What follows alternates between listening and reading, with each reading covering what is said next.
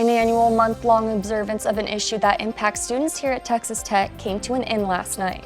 Coming up, MCTV's Todd Eldridge has details on the final week of Sexual Assault Awareness Month and how one group started it off by bringing a little color to campus. The current president term is just over 3 months old, but the administration is already being evaluated during an important benchmark that often sets the tone for the next 4 years. Kiley Phillips has a rundown of President Trump's first 100 days in office in today's edition of MCTV's Inside the Issues. The weather across the South Plains has continued to be a topic of discussion this week, with severe storms popping up every night since last week. Weather specialist Kennedy Schmidt has a look at the latest storm here in Lubbock and what to expect for the weekend in the MCTV forecast. And action on the diamond continued for both the Texas Tech baseball and softball teams, and the end of the regular season is only a few weeks away.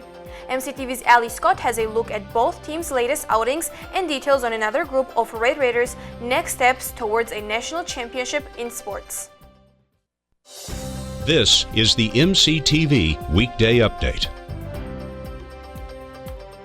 Welcome to the Thursday edition of the MCTV Weekday Update. I'm Maresa Sisk. And I'm Elene Khajishvili. The month of April officially came to an end yesterday, and that also marked the final day of a month-long observance that brings attention to a difficult but important issue. Sexual Assault Awareness Month took place throughout April, with events hosted around the country to raise awareness, support survivors, and discuss ways to prevent sexual violence. Texas Tech was no exception, and as MCTV's Todd Eldridge shows us, one campus group found a unique way to bring students together to help end sexual assault. TTU Rise begins a week of awareness on a rather serious subject by allowing Texas Tech students to add a little bit of color into their lives. Volunteers with TTU Rise set up a tie-dye booth for students to stop by and make their own colorful creations. We're tie-dyeing shirts. We're having students come up and pick a shirt out and tie-dye all the different colors, just engaging with students. TTU Rise hopes to bring awareness to and provide resources for survivors of sexual assault. So this week is our last week to wrap up what we call Sexual Assault Awareness Month. This is an international initiative that campuses, people all over take part in. Rise provides access to counseling and other valuable resources through their website and through the events that they host in order to help students that might need direction and a place to feel welcome. You know, opportunity to get out here, get some vitamin D, kind of like not think about school stuff and make a fun, bright t-shirt. TTU Rise will have many opportunities of outreach this week, and if you happen to miss them, they also have great resources available on their website. We are featuring some of our largest events of the month this week, so we are super excited to stand in solidarity with survivors of sexual violence and other types of violence, and we are incredibly honored to have the opportunity to support our students in such a profound way. With finals week approaching, it is still strongly recommended that you take a small break and go check out one of TTU Rise's many events this week. You never know when some of their information might help you or a friend stay safe on campus. For MCTV News, I'm Todd Eldridge. Back to you. Thanks, Todd. Rise finished out their observance of Sexual Assault Awareness Month with the Exhale art exhibit at the Student Enrichment Center on Tuesday, Denim Day on Wednesday, and the annual Take Back the Night event last night in a memorial circle. Although Rise's schedule of events has ended for the spring, you can still find plenty of resources through their website at rise.ttu.edu. Just click on the Focus Areas and Resources tab at the top of the page. After today, there are only 3 class days left in the spring semester, and that means that the rush is on for campus groups to pack in the final events of the school year. And one option yesterday specifically took time to recognize Red Raiders who will soon be headed out into the real world. Yesterday, the Texas Tech Student Alumni Association hosted a Burger Bash event at the Fraser Alumni Pavilion. Graduating seniors were invited to stop by between 4:30 and 6 p.m. to enjoy a burger for dinner, along with chips, cookies, drinks, and all the fixings. Students aged 21 and older could also grab an adult beverage to enjoy with their meal, courtesy of the Texas Tech Alumni Association. Attendees who were not members of the Student Alumni Association also had a chance to learn about how to join, as well as find out about other ways to get involved after leaving Lubbock. Burger Base was one of the last events hosted by the Student Alumni Board and TTU Alumni Association during the spring. Last month, TTAA hosted the Spring Ring Ceremony, which is their largest event involving current students each semester. As the semester wraps up, many students are currently finishing up projects to turn in for a final grade. And even though most of those projects are only seen by a professor, one department gave students the chance to show off their work to the general public while promoting the importance of research. On Monday, the Department of Natural Resources Management held the 2025 NRM Research Day at the Dairy Barn. Research Day kicked off with a poster session at 9:30 a.m. that featured the work of dozens of students from the department. Many of those students were also on hand to discuss their research with attendees and explain their findings and next steps. The Research Day events continued at 11:30 with a plenary talk by Kansas State University professor Dr. Keith Guido, and the day wrapped up with a 3-minute thesis competition at 12:30. NRM Research Day has become an annual event for the Natural Resources Management Department, and it takes place each year near the end of the spring semester. Last November, voters from across the United States headed to the polls to elect a new leader. And in January, the changeover during the inauguration marked the beginning of what has been a whirlwind start to the second term for the President Donald Trump. The constant headlines coming out of Washington, D.C. this semester have been almost too much to keep up with, but Kiley Phillips has done her best to keep us informed. She joins us now with an overview of one of the first big benchmarks for the current president in today's edition of MCTV's Inside the Issues. Kiley? Thanks, Maresa and Elene. This past Tuesday marked President Trump's first 100 days in office, and there's surely a lot to recap, so let's get into it. So far, President Trump has signed 142 executive orders. Many of those orders address federal workforce reductions, immigration, energy policy, and foreign affairs. Some are even being challenged in court. The origin of the first 100 days dates back to President Franklin Roosevelt, who signed dozens of bills and executive orders in his first months to address the Great Depression. Since then, it's been used to evaluate early priorities, accomplishments, and potential challenges for U.S. presidents. The president has signed 5 bills into law, including the Lake and Riley Act, which was something heavily discussed during the 2024 campaign cycle, and he's reversed over 100 executive actions from the Biden administration.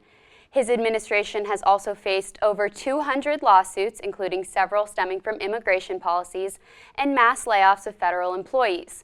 Those layoffs are tied to a new agency called the Department of Government Efficiency, which has been led by Elon Musk. On immigration, the administration reports historically low numbers of border crossings in March, which is just over 7,000. The White House credits its enforcement actions, while critics have raised concerns over the legal and humanitarian implications. The administration also implemented new tariffs on imported goods, leading to an average effective rate of 28%, which is the highest since 1901, according to economic researchers. This comes amid ongoing negotiations with foreign trading partners. Inflation has dipped to 2.4% in March, a 6-month low. President Trump's current approval rating sits at 42%, according to averages taken from recent polls. The polling also shows a deep partisan divide in public opinion as the administration enters its next phase. Analysts say the first 100 days have offered a clear picture of the White House's policy priorities and sets the stage for what the administration could be facing with Congress and courts. That was your final look inside of the issues. It's been a true privilege to create and anchor this segment with you each Thursday. We started in the heat of the presidential election and fittingly ended with the milestone of President Trump's first 100 days. But as the semester ends, the political world, national, state, and local, is having more and more impact on our daily lives. I encourage everyone to keep an eye on the headlines and dig deeper to find the real story. For the last time on Inside the Issues, I'm Kiley Phillips. Back to you, Elene. Thanks, Kiley. With the semester wrapping up, there's been a lot of activities taking place every day here on campus and across the Hub City. Just a few days ago, one of the options on the weekend events calendar gave local residents a chance to get up close and personal with an animal that was far removed from its natural habitat. Maresa stopped by that event and brings us the details. Maresa? That's right, Elene. A group hoping to one day create a unique entertainment and education venue in Lubbock treated attendees to an animal encounter unlike any other in the West Texas area. This weekend, Adventure Park held their annual Pet Fest event, featuring stingrays in an attempt to fundraise for the Lubbock Aquarium. Pet Fest is the business's annual fundraiser for the aquarium, allowing them to continue development for their Discovery Trail and the aquarium's building. We completed first phase of the Discovery Trail, which is our ocean playground. And this year, the fencing race will go towards the birds and butterflies exhibit for the Discovery Trail. This year's special guests, the stingrays, stole the show as families gathered around to admire them. The event even allowed guests to interact with the stingrays by selling shrimp so paying customers could feed them. I like the stingrays. They're cool. They're different because the kids can kind of interact with them and actually get hands-on and touch. That's something that a lot of the exhibits don't offer. So I think that's a cool little angle for them. To learn more about the Lubbock Aquarium, visit lubbocktx.org as well as Adventure Park's Facebook page to check out upcoming events. For MCTV, I'm Maresa Sisk. Up until today, thunderstorms and severe weather have been threatening the South Plains area for more than a week. The first round of storms started last Tuesday, and since then, there has been at least some form of severe weather within our area every evening. Yesterday afternoon was no exception as storms once again began forming west of Lubbock. At 4 p.m. Wednesday afternoon, those storms made their way into the city and rain fell on campus for about 20 minutes. Yesterday's storms included strong winds, which led to a thunderstorm warning for Lubbock County. The Lubbock Airport experienced a wind gust of 60 miles per hour, and the on-campus mezzanine station recorded a 53-mile-per-hour gust during the storm. Luckily, there was no hail, and the threat of tornadoes was low. The storm ended about 30 minutes later, and skies began to clear by 5 o'clock. The threat of severe weather for today is lower than it's been all week, but it doesn't necessarily mean we're in the clear just yet. Weather specialist Kennedy Schmidt has more details on yesterday's storm and what you need to know for the weekend in today's MCTV forecast. Kennedy? It's partly cloudy outside on the tower cam. We've had a long week of severe weather, but luckily as we go into this week, our severe chances are diminishing, which is awesome. Yesterday we did see a cold air funnel though. I went to shallow water to take some pictures of this little isolated cell, and this thing ended up coming out of the sky. I honestly thought it was a funnel cloud about to be a tornado, and I drive a Jeep, so I got out of there. I know it also went viral on Facebook, on the Mesonet. A lot of people were sending pictures in and had no idea what it was, but it actually was a cold air funnel. That's when there is a low pressure system with cold air aloft. Usually these storms are not strong enough to put this funnel down on the ground. So usually they are relatively safe and they're just kind of cool and pretty to look at. Thankfully, we don't have any severe weather like this in our forecast anymore for our severe outlook for today. We're just in the thunderstorm region for Lubbock. As we go more northeast into the southern plains, we're in a marginal and slight risk, but this should usually just be isolated thunderstorms and potential for some heavy weather. As we go into our 3-day rainfall totals, we have been seeing rain. So Post has definitely seen a lot with 5 inches. As we go back to Lubbock, it's hitting 4, 2, 3, and then we get into Lubbock, we're at 1 to 2 inches of rain. This is amazing for our drought weather that we've been seeing. As we look at our futurecast radar, there's not a whole lot going on. We do see some isolated storms pop up, but as we go through Saturday, those storms should clear out and we'll have a beautiful day that day on Saturday. For our severe outlook for tomorrow, like I said, those severe risks are diminishing. Mainly the southern plains is just in the thunderstorms risk with the marginal risk in the southern, most of the plains near Aspermont. But like I said, these will just be isolated thunderstorms with some periods of heavy rain. As we go into tonight, our forecast lows has a low of 55 degrees, mostly clears with winds northeast at 15 miles per hour. Going into tomorrow, we have a chilly day with a high of 68, mostly cloudy with winds northeast at 16 miles per hour. Looking at our 3-day forecast, on Saturday, like I said, we have a beautiful sunny day with a high of 76. Sunday will be windy with a high of 76, and as we go throughout the rest of the week, we do have those rain chances come back on Monday. Scattered thunderstorms with a high of 68. Tuesday, we'll have AM showers with a high of 72. Wednesday, those storms should be clearing out with a high of 72, and on Thursday, we'll have a partly cloudy skies with a high of 72. As we see on the board, we do have that rain potential come back on Monday and Tuesday, but luckily we're not looking at anything too severe like we've been seeing in the past couple of days. But the forecast models do show that there is a potential for flooding. So if you're driving home and you're already done with exams, just make sure that if you're on the road and you see some high floodwaters, turn around and don't drown. That's the weather. Back to you. Thanks, Kennedy. The recent weather conditions have caused havoc with the spring sports schedule, but somehow both the Texas Tech baseball and softball teams got in all of the midweek action without a cancellation. But just because they finished didn't mean both teams ended up on the right side of the win column. MCTV's Allie Scott has the details on all of this week's action and a preview of another busy weekend in sports. Allie? Thank you, Elena and Maresa. There were two sides to a tale this week in Texas Tech sports. The Red Raiders softball team set a new record and the baseball team faced a tough loss in a stormy showdown. Let's dive in. Let's start with the good news. The newly crowned Big 12 champion Texas Tech softball team cruised to a 9-0 win over Abilene Christian on Tuesday in just 5 innings.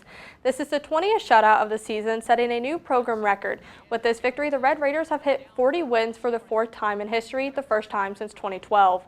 Tech's offense got the ball rolling early as Alana Johnson and Bailey Lindemith gave the Red Raiders a 2-0 lead. The Red Raiders would add 5 more runs in the 3rd inning, highlighted by Nigeri Kennedy as she powered up with her 7th homer, and Lauren Allred a perfect 3-for-3 night with an RBI to seal the deal. Chloe Riazetto was the star pitcher and improved to 7-2 on the season after throwing 3 innings and only allowing 2 hits. Tech did not waste any time as they scored early and often to dominate the Wildcats. And let's not forget that the Red Raiders finished with a historic 18-2 record at home, the best in program history. Tech softball will head west to Provo, Utah this weekend to finish off their Big 12 regular season against the BYU Cougars. The action starts tonight at 6 p.m. Central. Unfortunately, things didn't go as smoothly for Texas Tech baseball as battling stormy weather and early deficit saw the Red Raiders fall in their series against the University of Texas Rio Grande Valley. After falling behind 2-0 early in the 1st inning on Tuesday night, Tech responded with some small ball. Kyler Thompson reeled in an RBI single and Antonelli Salvatore hit a sac fly to tie the game at 2, but UT-RGV exploded in the 3rd with a 7-run inning which included a grand slam from Damian Whitfield. Tech got a triple from Damian Bravo, but soon after a 3-hour weather delay would slow things down. When play resumed, UT-RGV added more runs, including a 2-run homer from Armani Raygoza. Logan Hughes answered back with a 2-run homer himself, but it still was not enough as the Red Raiders fell 13-4. Last night, Tech nearly pulled off a wild comeback but ended up coming up short, falling 7-4 at Britt Griffin Park. Down 7-0 in the 9th, the Red Raiders rallied behind an RBI triple from Robin Villaneve and a 3-run homer from Kyler Thompson, bringing a tying run to the plate 3 times. Weather delays hurt early, and UT-RGV jumped ahead 5-0 after 2 innings, capitalizing on 2 out hits and an error in center field. Despite the loss, Tech's bullpen held strong. Zach Erdman, Johnny Lowe, and JT Drake combined for 6 shutout innings, but just ran out of steam in the final minutes. The Red Raider baseball team will hit the road over the weekend for a Big 12 showdown at number 16 West Virginia. First pitch is set for 5:30 p.m. Central Time, and you can watch on ESPN+. Taking it to the court, the 2025 NCAA Tennis Championships will begin on Friday right here on campus as Stanford, Florida International University, Boston University, and our very own Lady Raiders are set to compete in the Lubbock Regional for the first 2 rounds of the tournament. Here's what you need to know. Match 1 will begin on Friday at 10 a.m. with number 2 seed Stanford and number 3 FIU. Match 2 follows on Friday at 1 p.m. where the number 1 seed Lady Raiders will take on number 3 Boston University. The final match will take place on Saturday at 1 p.m. The winners from matches 1 and 2 will compete for the championship. All matches will be streamed on ESPN+, and more information can be found at texastech.com. No matter the weather and no matter the sport, the Red Raiders show up and fight to the finish. That's all for Texas Tech Sports. Now back to Maresa and Elene. Thanks, Allie. With the potential for storms and rain messing up many people's outdoor plans this past week, it's been a good time to stay indoors and sit down with a good book. And if your definition of a good read has less to do with words and more to do with the quality of the artwork, one local business has an ongoing offer you may want to check out. Yesterday, Star Comics hosted the first day of their free comic book May promotion. The store opened at 11 a.m. on Wednesday, and any person who stopped by had the chance to grab a free comic book from a variety of options. Yesterday's choices included an edition of Superman, Conan the Barbarian, and even a Godzilla comic. All of the comics available were part of the free comic book day promotion, which typically takes place at comic book stores on the first Saturday in May. But Star Comics decided to extend the opportunity to pick up a free print from now through May 31st. The store will offer free comics each Wednesday and Saturday throughout the month, as long as supplies last. So if you didn't have an opportunity to pick up your free comic yesterday, you have several more chances before the semester officially ends on Tuesday, May 13th. So Maresa, speaking of the end of the semester, I've heard today is your last time to anchor for the MCTV Newscast. That's right, Elene. I graduate in a few weeks, so I'm very sad to be leaving MCTV, but I'm very excited to see what's next. Well, congratulations. Thank you so much. That's all for today's edition of the MCTV Weekday Update. Thanks so much for joining us, and be sure to check ttuhub.net every day for more news. We'll see you for the final newscast of the spring on Monday.